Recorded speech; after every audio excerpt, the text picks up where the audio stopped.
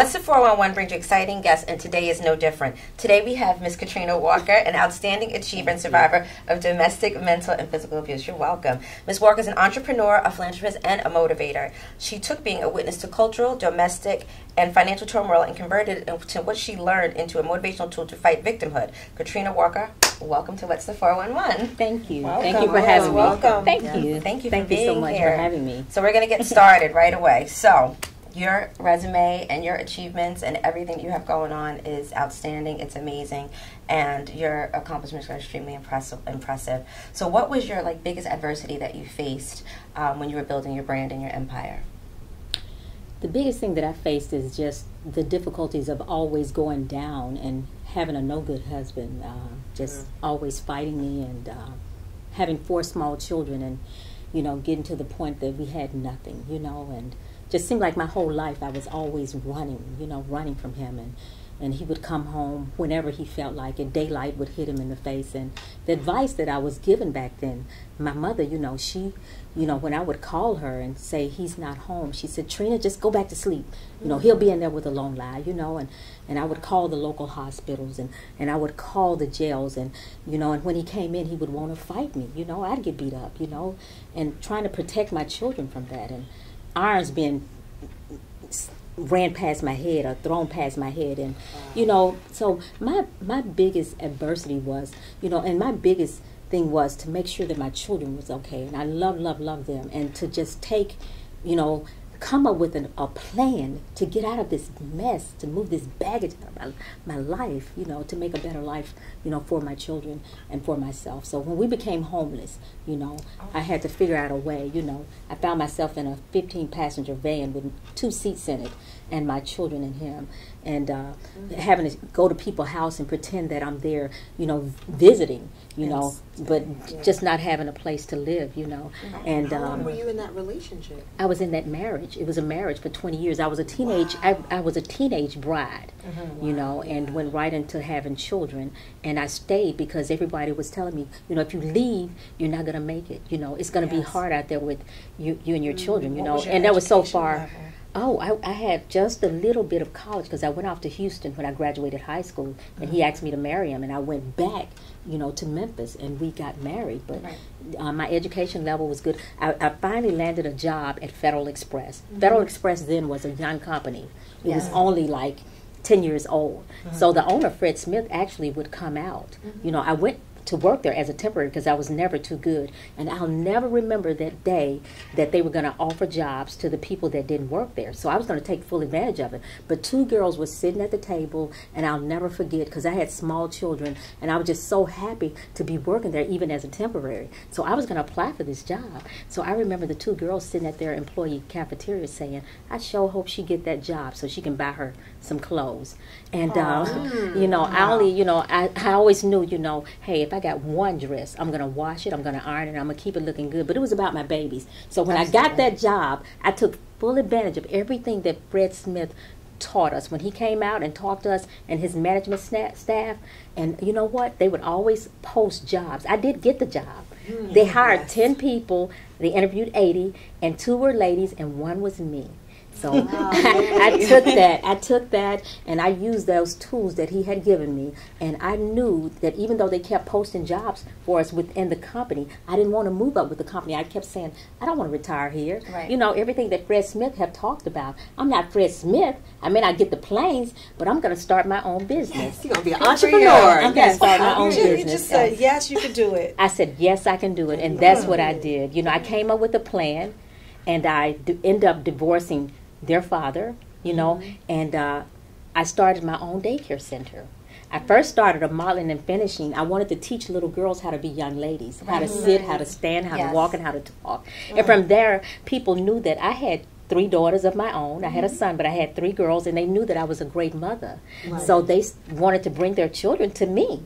So I decided to start a daycare, and I stepped outside the box. I wanted to make it even bigger. I said, what I'm going to do is make it 24 hours because there's no 24 hours. That's game changing. That's really game changing. That helps a lot of women, you know, who work nights and all that. That's so that's what I did. And this is in Memphis? In Memphis. I did a 24-hour daycare because in my mind, I said, well, what I'm going to do, I'm going to target the Federal Express employees. So we have a hub facility there. That's where all the packages come in, and they're sorted. So everybody, all mamas and daddies, I said, they don't work from just 9 to 5 or 6 to 6. I said, we're going to roll them in and roll them out. I said, I'm going to give them the best quality service. They'll never have to worry about their babies. I said, food is going to be home cooked from scratch, you know. I said, I'm going to have certified teachers there, educators there, you know. So the daycare, before I knew it, you know what? I had a waiting list. I had children you know, everywhere. I couldn't even take any more children. And from there, I decided to build a building. So, you know, it just kept growing. And you know what? When I first started, I said, I'm going to set myself a goal. I'm going to make my first $5,000. That $5,000 was $20,000. Wow. And then when, you know, I just kept going up and up and up, you know, and I just couldn't hardly believe it. So when my accountant did my taxes, when I made $3.something million, I'm like, whoa. And, you know, and it was just like, I mean, it was, things just start changing, you know, it started changing. And everything that, you know, people were telling me that you're not going to make it, you're not going to survive. And I just didn't let any obstacles, you know, me being a woman, that wasn't going to stop me. The color of my skin, it wasn't going to stop me, you know. Me having 4 children. And I just said, you know what? You know, I'm going to do this. And I did it. I did it. And I thank God every day, you know, that I was able to go in there and make a change and make a better life for me and my children. So what would your advice be for women in a similar situation, maybe struggling in an abusive relationship, don't know how to get out of it, don't know how to pursue their dreams? What would be your advice to them? My advice is not to stay like I did, because I'll never be 18, 19, or 20 again, you know. I won't get those years back. I will never get those years back. What you've done with these years. But, you know, that's what I say, you know, even as bad of a situation, but what I say to them, don't stay, because, like I say, that iron, I can remember him kicking that door in, and me always running, and me trying to throw my children. I threw them up on the top bunk bed. I had 2 at the time. My son, I threw him on the top bunk bed and threw my daughter on the top bunk bed, and I got on the bottom bunk bed, and he kicked the door in. And when he kicked that door in, my little boy, he was like 4 years old, but he says, "Mama, duck," you know, and the iron went through the wall. So, you know, I wouldn't want anybody to stay because of the simple fact, I know that I wouldn't be here. I didn't weigh but 100 and something pounds then. I was very little and very petite. And even if I wasn't an iron, you know, so, you know, I would say don't stay. You know, don't stay. Not if violence, physical or mental, because mental would chip away at your brain. Eventually, you're not going to be any good for anybody, you know, and you want your mind. You don't want to lose your mind. Absolutely. Wow. I mean, you have so many like wonderful accolades, and you're like such an inspiration. And you know, I'm sure that your story will help so many women, you know, and you know, men, and you know, just children that have you know, experienced growing up in the home with domestic violence. So you have Rainbow Kids Learning Center, and it's expanding as a national brand, which is amazing. What territories do you plan on expanding to? Right now, I have one that's going to be opening right outside of Atlanta, Georgia, in Alpharetta, Georgia. Lots of kids there. Good area too. It's a very good area, Alpharetta. And also, I want to bring one here to New York City. That would be great. Yes. I think New York would definitely benefit from something like that, because you know, there's so many working parents and things of that nature, and people do need, you know, quality round the clock child care. You know, it's very, very important.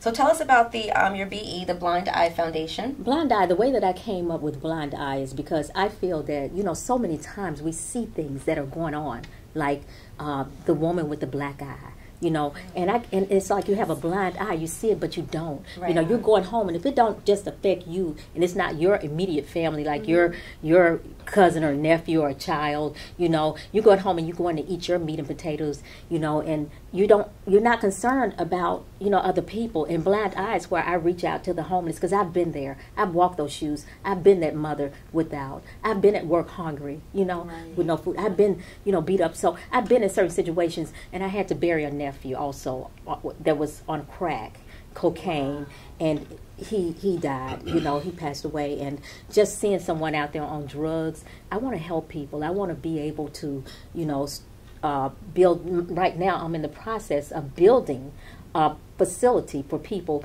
that are on drugs and alcohol, that are just walking around and don't have anywhere to go. They're just mentally, you know, in a mental state of being. So I'm going to hire a full-time nurse and also a doctor on staff, and that's what I'm doing right now with the B Foundation, is really just reaching out and helping others where it's 0 degrees and maybe the church won't open their doors. And I can't save the world, but I'm a doggone try to help as many people that I can. So the B organization, is it a 501(c)(3), so yes. can people donate? Yes, ma'am. Yes, oh my absolutely. Goodness, so you should really provide your website information. Thank you. Yes. Get it on our Thank website. you. Yes, So that, definitely. yes, this Thank you. is so amazing. I know, right?